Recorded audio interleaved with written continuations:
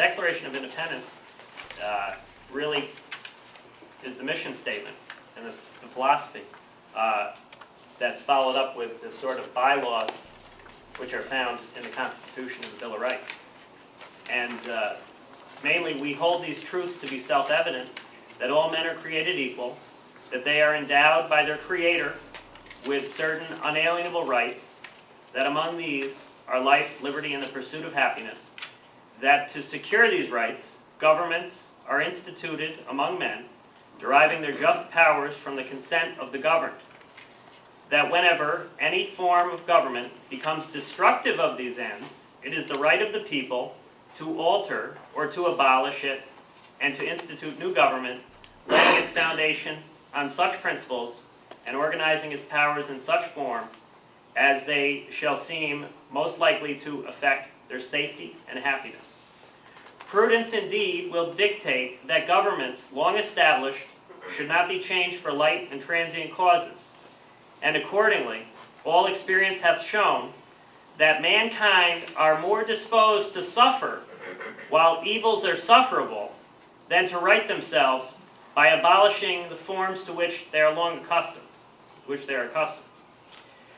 But when a long train of abuses and usurpations, pursuing invariably the same object, evinces a design to reduce them under absolute despotism, it is their right, it is their duty to throw off such government and to provide new guards for their future security. Such has been the patient sufferance of these colonies, and such is now the necessity which constrains them to alter their former systems of government. The history of the present King of Great Britain is a history of repeated injuries and usurpations, all having in direct object the establishment of an absolute tyranny over these states. To prove this, let facts be submitted to a candid world. The Continental Congress effort coming up in November is going to submit facts, and it's facts. You don't really have, facts are facts. You're not entitled to your version of the facts. Facts are presented, and these facts of particular grievances and violations of the Constitution will be presented to the world. And it's our duty to help promote locally and nationally this effort of the Continental Congress, where they will discuss what the remedy is for these violations. And there's three things that will make it successful. Is one, if we have a massive recognition. Now, mass in the sense of what took the American Revolution and made the American Revolution successful was perhaps 3 to 5% of the population. The second is that it'll be a nonviolent solution. Can't lose credibility. And the third is that it'll be proactive. It won't be reactive, where we're going out and having protests in a reactive manner. It's going to be something proactive. But they're going to take the time, just like the Founding Fathers did. In 1774, they got together to discuss their unanswered petitions for redress of the grievances of the King of England. With those thoughts in mind, what we do now is we go into our actual working groups, in which we derive a lot of the action items. And as I said, we're an activist organization, and part of that activism is rigorous activism. We meet every week. We try to come up with new and exciting challenges and goals to achieve.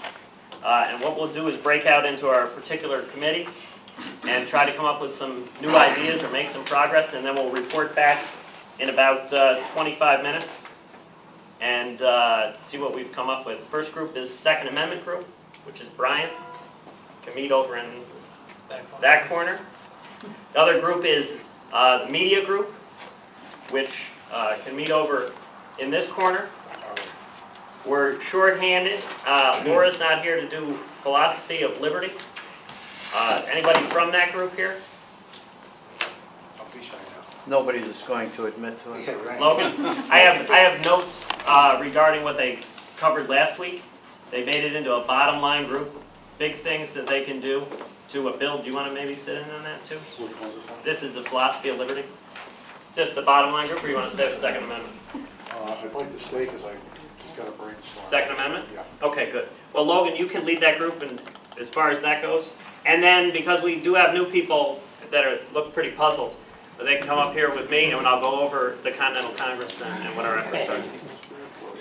Can I throw out an action item I'd like to suggest that you guys jot down, which is the declaration being read? Wouldn't it be great to see that done as part of any ceremony that we can touch, whether it be downtown Albany, up north, you know, and ask, and if you are lucky enough to see Murphy this week, I'm not sure he's in town, or it's too late when you see Tonko, but any chance to suggest that these guys read, or somebody read, the declaration as part of the ceremony. I think it would have a lot of impact when people rehear the word. It would probably wake up more people to what we meet on. So.